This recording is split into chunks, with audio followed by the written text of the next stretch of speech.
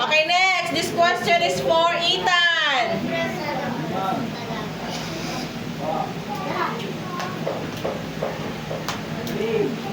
Okay, Ethan. Kapag tinanggal natin ang mga dapat tanggalin, anong matitira? Ano ang salitang ugat ng salitang naglalakad? Anong salitang ugat ng salitang naglalakad? Everybody quiet? Yes? What is the root word? Ay, nako. Ika-cancel natin ang dapat i-cancel. Root word lang ang kailangan ni teacher. Anong salitang ugat ng salitang kilos na naglalakad? Lakad. Very good, Santi. This is the root word. Tama, no?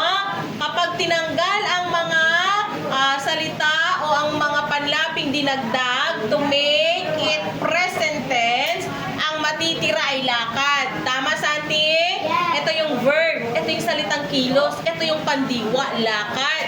Ngayon, ang topic kasi natin ngayong araw, gagawin nating pangkasalukuyan ang salitang ugat o ang salitang kilos na lakad. Para maging pangkasalukuyan, Santi, anong idadagdag sa salitang lakad? Nag. Very good. Yan yung isa sa mga rules. You're going to add panlaping nag.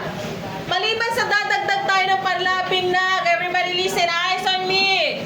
Maliban sa dadagdag tayo ng panlaping nag, ano pang next? O ano pa yung isa pang rules? Ha? We're going to what? We're going to? Yes, we already add nag. Anong la? Saan galing yung isa pang la? Inulit natin ng 2 beses ang unang pantig o ang unang syllable sa salitang ugat na lakad. Ano ba yung unang tunog o unang pantig? Yes, no? Mula sa salitang ugat na lakad, ang first syllable o ang tunog o ang unang pantig ay, ano yung unang pantig? La. Inulit ba natin? Yes, no? That is the rules. Ngayong naisakatuparan o ginawa na natin yung rules, nakabuo tayo ng pandiwa o ng salitang ugat na nasa aspektong pangkasalukuyan. Yes, very good. Kung gets na nag-grade 1, kasalukuyang nangyayari. Ngayon mismo, naglalakad. Okay, very good. Nakasagot na si Bella, Scarlett, Zeus, Santi. Next, this question is for Ethan. Yay!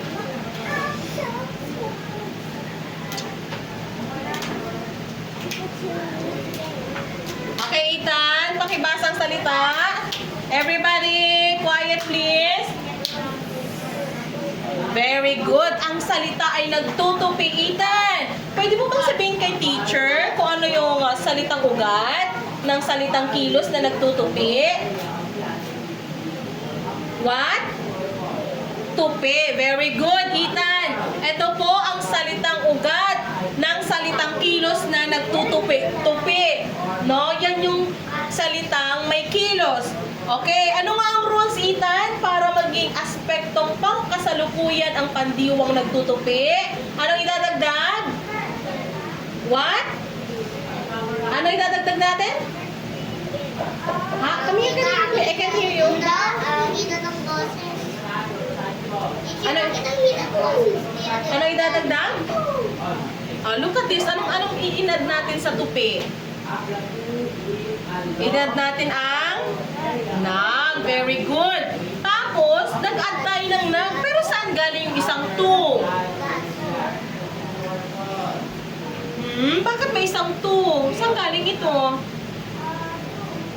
Galing siya sa unang tunog, no? Galing siya sa unang tunog o unang syllable ng salitang ugat na tupi. Okay, para gawing pangkasalukuyan ang pandiwa ng tupi, ano ang naging resulta? Nag? Very good, Ethan. Okay, last. Lucas, dapat na-gets ng lahat para mamaya sasagot sagot na tayo, no? Para alam nyo na. Okay?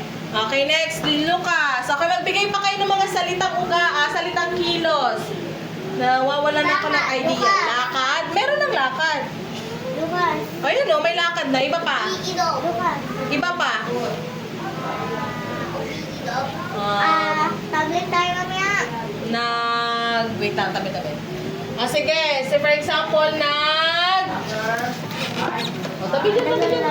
Naghuhugas. Okay, naghuhugas. Ang salita ay naghuhugas. So, everybody take your seat. 1, 2, and here. Ang salita ay naghuhugas. Okay, alin dyan ang salitang ugat? Ituro ang salitang ugat. Ay, yung salitang ugat, yung kapag tinanggal natin yung mga dinagdag natin, kapag tinanggal natin yung mga panlaping dinagdag natin, mayroon pa rin kilos yung salita o mayroon pa rin diwa. O alin dyan yung salitang ugat? Dito lang tayo. Alin ba yung mga dinagdag? Dinagdag to. Saan pa? Saan pa? Ito. Anong natira? Okay, very good. Ang salitang ugat ay hugas. Ngayon, gagawin nating pangkasalukuyang pandiwa ang salitang ugat o salitang kilos na hugas. Ano ngayon ang dinagdag natin? At nagdagdag tayo ng very good. Saan galing yung isa pang ku? Kung nagdagdag tayo ng saan galing yung isa pang ku? Mula sa... Okay, anong ginawa natin dito? Ni-repeat natin ng ilang beses? Very good, no? Inulit natin ang unang pantig o unang syllable doon sa salitang ugat ng salitang kilos para makabuo ng pandiwang nasa aspektong pangkasalukuyan. Very good, grade 1. Kapag sinabing pangkasalukuyan, tapos na ba? Mangyayari pa lang o nangyayari ngayon? Very good, no? Kapag ang pandiwa ay nasa aspektong pangkasalukuyan, ibig sabihin, nangyayari ngayon. Everybody eyes on me. Paano naman kapag ang pandiwa ay nasa aspektong nagdaan o tapos na? Ibig sabihin, ang kilos ay nangyayari na. Paano naman kapag ang pandiwa ay nasa aspektong panghinaharap? Nangyayari pa lang. Very good. Mangyayari pa lang. Yes. Maaring bukas, maaring next week, next month, or next year. Okay, again? Ilan ang aspekto ng pandiwa? Grade 1? Ilan ang aspekto ng pandiwa? Tatlo. Okay, ano yung una? Ibig sabihin? Tapos na. Ano yung pangalawa? Pangkasalukuyan. Ibig sabihin? Nangyayari ngayon. Yes, nangyayari pala ngayon. Ano yung last? Panghinaharap. Ano ibig sabihin ng panghinaharap? Ano ibig sabihin ng panghinaharap? Very good. Mangyayari pa lang in English. Past tense. Hey everyone, in English, past tense, present tense, future tense. Again, kayo naman, hindi sasama si teacher, okay? Ano yung tatlong aspekto ng pandiwa sa English? Past tense. Past tense, very good. Present tense. Present tense and Future. future tense. Very good, grade 1. Okay, handa na ba kayo para sa gawain? Handa na ba para sa gawain? Yes. Yes, okay, no? Sabi ko, i-open ang inyong aklat sa pahina 224 dahil may sasagutan kayo.